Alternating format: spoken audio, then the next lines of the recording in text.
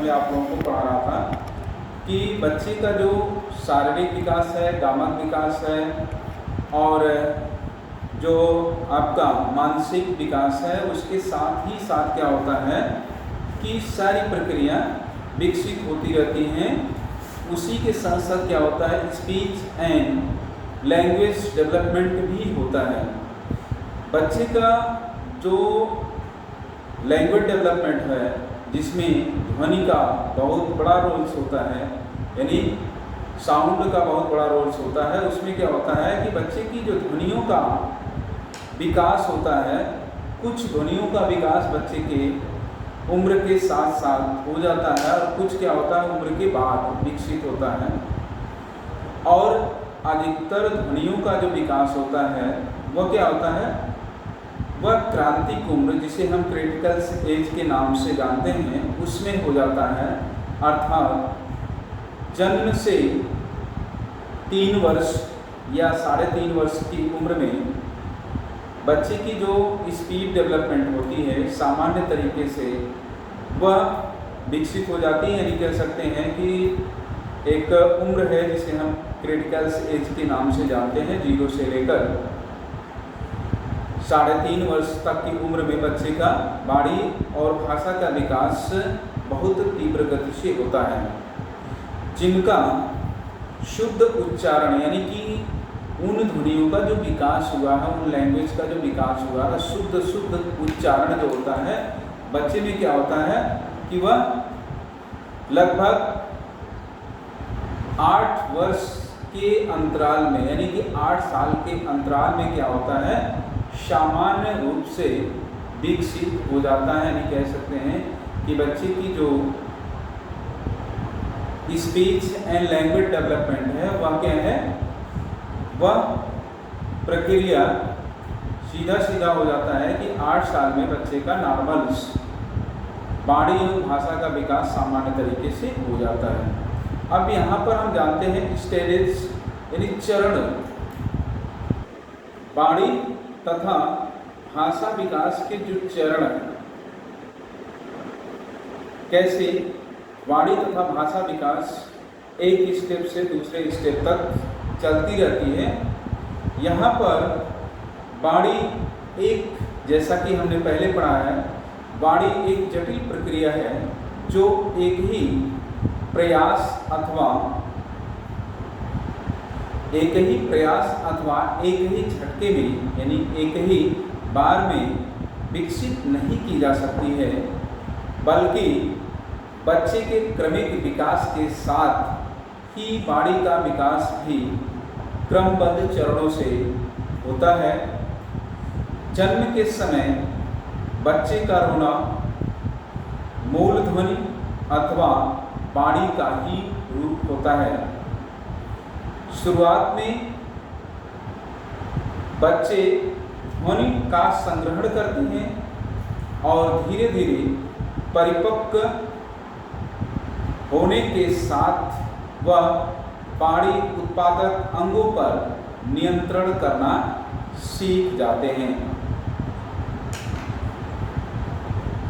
एक स्वस्थ बालक में वाणी का विकास वह निम्न तरीके से होता है, यानी कि जो एक वाणी का विकास है वह निम्नलिखित गतिविधियों के आधार पर होता है।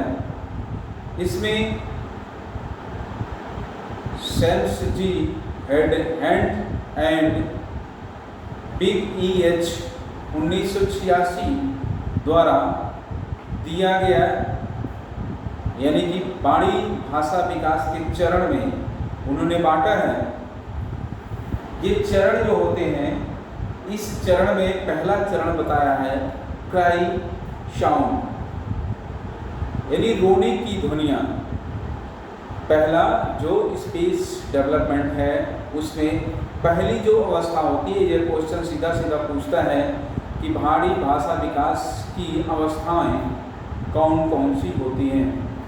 तो ये आप लोग यहाँ पर ये जान सकते हैं कि वाणी तथा भाषा विकास की जो अवस्थाएं हैं वो पहला क्या है, क्राई पीरियड या क्राई साउंड कह सकते हैं, जिसे हम रोने की ध्वनियाँ कहते हैं या रोने की अवस्था कहते हैं। यह अवस्था जो होती है यह जन्म से 1 माह तक की होती है, यानी कि जन्म से 1 माह की जो अवस्था होती है उसे हम क्राई पीरियड के नाम से जानते हैं।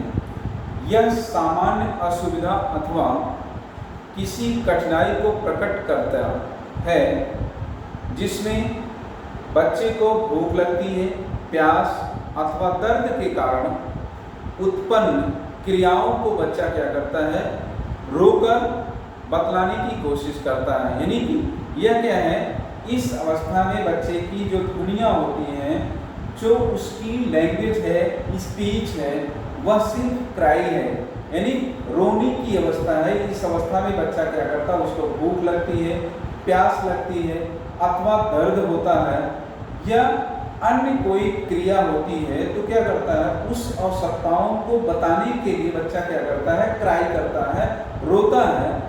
और इसी रोने की अवस्था को वैज्ञानिक ने बांटा है कि पहली जो अवस्था होती है जन्म के समय या जन्म से 1 माह की अवस्था, वो बच्चे में जो स्पीड डेवलपमेंट होता है उसे हम क्राई पीरियड के नाम से जानते हैं। इसमें बच्चे में जो रोने की हम कुछ ध्वनियाँ देखते हैं, जैसे अ, ई और ए को पहचान करने की कोशिश करते हैं कि बच्चे में क्या कौन सी ध्वनि का उच्चारण हो रहा है। ज़्यादातर इसमें अनुनासिक ध्वनियाँ और ओरल ध्वनियों का प्रयोग होता है। कुछ ध्वनियाँ व्यंजनात्मक भी होती हैं, जिसके आधार पर उसे हम वर्णित कर सकते हैं। दूसरा है, जो दूसरी ध्वनि है, इसमें क्या है, आरामदायक ध्वनियाँ, कंफर्ट साउंड। रोता तो है लेकिन वह क्या करता है, कंफर्ट कर देता है। अब वह क्या है, उस ध्वनियों को कुछ ऐसी अवस्था में करता है जैसे लगता है कि आरामदायक ध्वनियाँ बच्चे के मुख गुहा से उत्पन्न हो रही हैं। इस प्रकार की ध्वनियों में क्या होता है, सामान्यतः जो आरामदायक ध्वनियाँ की पहचान करना कठिन हो जाता है। यानी कि इस समय जब बच्चा रोता है या खुश होता है, उसकी ध्वनि की पहचान करना कठिन हो जाता है। परंतु भोजन के बाद अथवा दर्द से आराम मिलने पर या बच्चे का जो कपड़ा है अगर गीला हो जाता है, उसे सूखा कर दिया जाए या उसे बिस्तर पर सुखाकर लेटाया जाए तो बच्चे को सुख महसूस होता है, यानी आराम महसूस होता है। इस अवस्था में बच्चा क्या करता है, अग्रस्वर निकालने की कोशिश करता है, जैसे ई और ए सुने जा सकते हैं। जैसे हम लोगों को जब हम लोगों को दर्द से आराम मिलता है बड़े लोगों में, तो क्या होता है, एक रिलैक्स की ध्वनियाँ निकलती हैं। ठीक उसी प्रकार वहाँ पर बच्चे में जो होता है, यानी कि जो अग्रस्वर हैं, यानी जो हम कह सकते हैं कि जो स्वरों का रूप है वो क्या है, आरामदायक ध्वनियों के रूप में बच्चे के मुख गुहा से निकलता है। इस अवस्था में बालक कुछ कंठी ध्वनियों को भी निकालता है, यानी गले के द्वारा भी कुछ ध्वनियों को वह क्या करता है, निकालने की कोशिश करता है। ऐसी ध्वनियों का उत्पादन सिर्फ आरामदायक स्थिति में ही होता है। यानी जितने प्रकार की ध्वनियों के अभी चर्चा हुई है, ये सारी ध्वनियाँ क्या होती हैं, जब बच्चे को आराम मिलता है, रिलैक्स होता है या उसे ये महसूस होता है कि अब मुझे रिलैक्स महसूस हो रहा है, मुझे आराम है, मुझे सुख है, तो क्या करता है, ऐसी ध्वनियों को वह क्या करता है, निकालने की कोशिश करता है। और जैसे क एवं ग ध्वनियों को सुना जा सकता है, इस अवस्था को कुंजन या कुविन की अवस्था भी कहा जा सकता है। बच्चा अपने में खोया रहता है और एक प्रकार की आनंददायक ध्वनियों का उच्चारण करता है। आरामदायक ध्वनियों में दूसरी स्टेज जो अभी चर्चा हो रही थी, इसमें क्या होता है कि बच्चा जब सुख महसूस होता है, उसे भूख लगी हुई दूध मिल जाए या उसे किसी प्रकार का दर्द है और दर्द से आराम जब मिलता है तो बच्चा क्या करता है, खेलता, और उसी खेलने की प्रक्रिया में एक ऐसा साउंड निकालता है जैसे उसके जो नज़दीक रहने वाले लोग हैं उनको ये एहसास हो जाता है कि बच्चे को आराम मिल गया है। ऐसी ध्वनियों का वो बच्चा क्या करता है, उच्चारण करता है। ठीक है, 3 से 4 माह में, यहाँ पहला मैंने बताया जन्म से लेकर 1 माह, और उसके बाद होता है 2 से 3 माह, यानी पहले में जन्म से 1 माह, दूसरे में 2 से 3 माह आरामदायक की ध्वनि निकलता है, और तीसरे में क्या होता है, 3 से 4 माह में इस अवस्था में बच्चे अपनी ध्वनि उत्पत्ति पर नियंत्रण करने की कोशिश करते हैं। यानी कि जो ध्वनियाँ अभी कुइंग कर रहा था, यानी जो ध्वनियों को वो कुंजन कर रहा था या रिपीट कर रहा था, उस ध्वनियों को क्या करता है, नियंत्रण करने की कोशिश करता है, यानी कि उस पर नियंत्रण इकट्ठा करने की कोशिश करता है। परंतु यह उसकी कोशिश जो होती है वह नाकाम होती है, उस पर पूर्णतः नियंत्रण नहीं कर पाता है और बालक शब्द युक्त उच्चारण कर रहा होता है। यानी कि वह क्या करता है, एक साथ अस्पष्ट ध्वनियों का उच्चारण करता है जिसका कोई अर्थ नहीं होता है। अर्थात हम कह सकते हैं कि वह रोने की अवस्था में ही क्या करता है, किसी ध्वनि को पकड़ लेता है। यानी जैसे आप छोटे बच्चों को देखते हैं, जब वो रोते हैं तो रुक रुक कर, और उसी आरामदायक ध्वनियों को क्या करते हैं, एक साथ नियंत्रण करते हैं। उसका अर्थ कुछ नहीं होता, फिर भी उनको लगता है कि मैं बोल रहा हूँ, तो ऐसी ध्वनियों को क्या करते हैं, वो इकट्ठा करने की कोशिश करते हैं।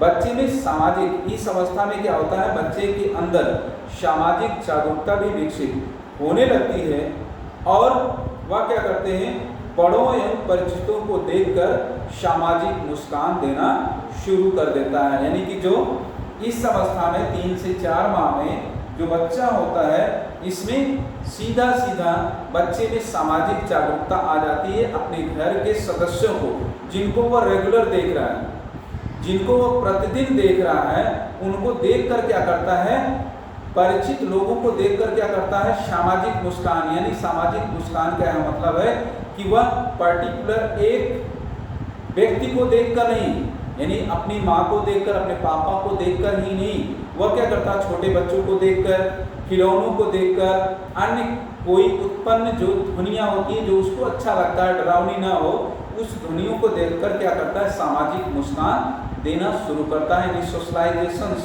मुस्कान वो देना शुरू कर देता है, जिसे ये पता चलता है कि बच्चे में सोशलाइजेशन आ गया है, अर्थात वह बड़ों की पहचान करना शुरू कर दिया है। यानी कि अपने से जो बड़े हैं, जो उसके साथ हैं, चाहे वो खिलौना हो या उसके साथ रहने वाले व्यक्ति हों या अन्य कोई चीज़ हो, उससे क्या करता है, खेलने की कोशिश करता है, उसको देखकर हंसना शुरू कर देता है। ये 3 अवस्थाएं मैंने बताया।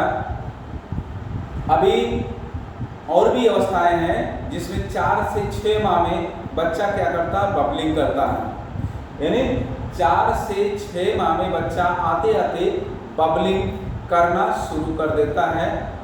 मैंने इसके पहले आप लोगों को जब साइको पढ़ा रहा था, उसमें भाषा लैंग्वेज डेवलपमेंट में थोड़ा सा मैंने बताया था बबलिंग की जो अवस्था होती है वह क्या होती है। तो स्पीच, इसीलिए मैंने बता रहा था कि जो आपकी साइको का मनोविज्ञान में जो, यानी कि जो लैंग्वेज डेवलपमेंट है वो अलग तरीके से बताया जाता है, और स्पीच में, यानी जो स्पीच में है उसमें लैंग्वेज डेवलपमेंट अलग तरीके से हो जाता है। इसमें एक पीरियड को बताया जाता है, उसमें क्या है, 4 भाग बताया गया, इसमें अनेक भाग होते हैं। यानी 5 साल तक कितने वर्डों का बच्चा के अंदर वोकैबुलरी आ जाती है, शब्दकोश का भंडार हो जाता है, उस सारे के बारे में हम क्या करते हैं, डिटेल करते हैं। तो बबलिंग की जो अवस्था है ये 4 से 6 माह की अवस्था में आती है, जिसे हम बबलिंग कहते हैं या बड़बड़ाना भी कहते हैं। हिंदी में उसे बड़बड़ाना या बबलाना भी कहते हैं।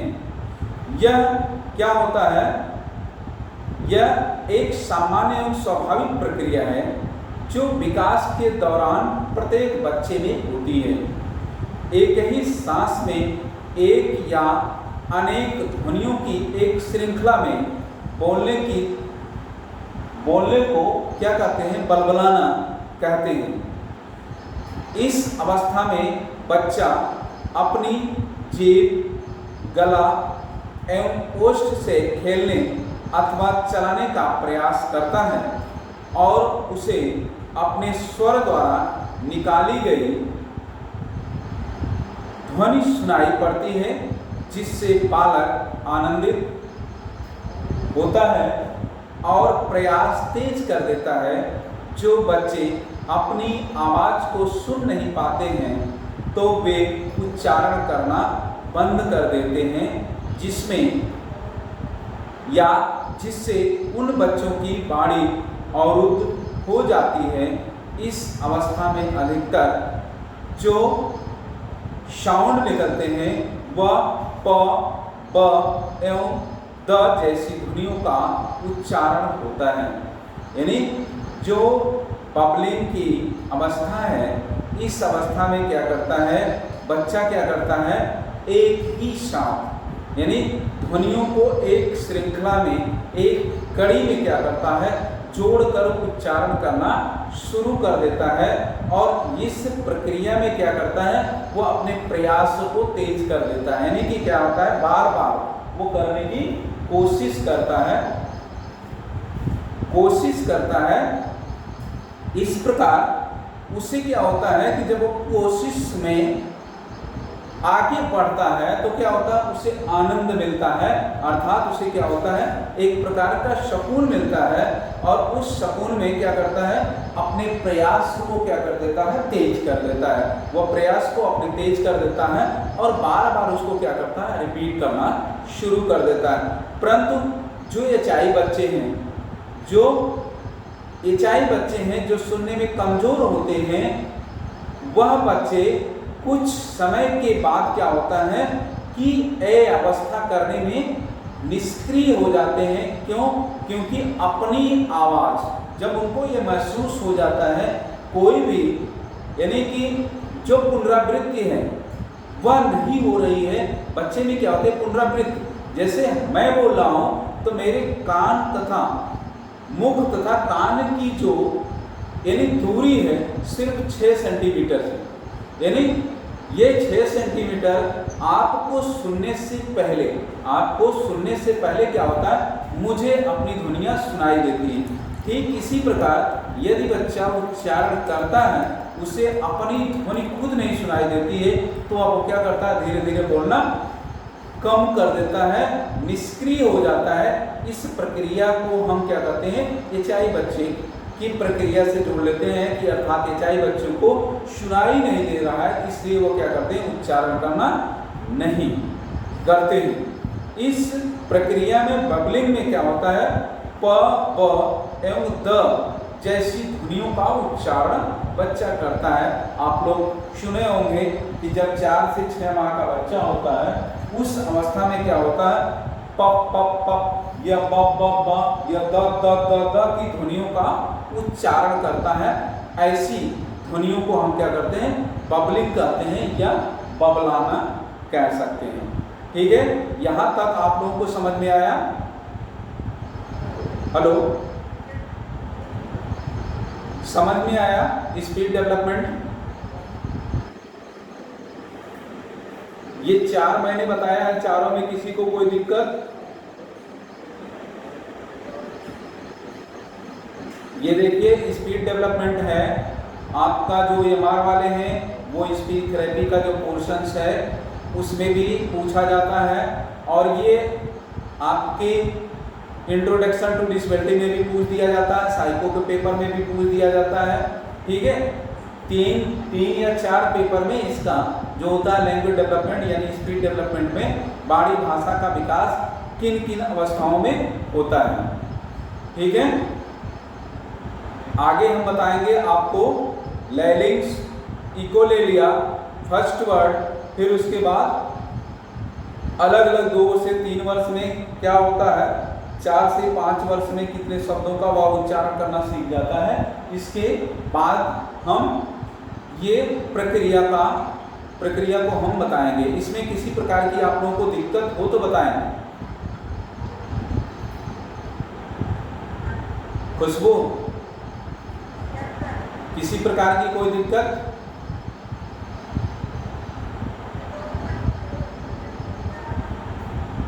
क्या? कौन चीज? बबलिंग।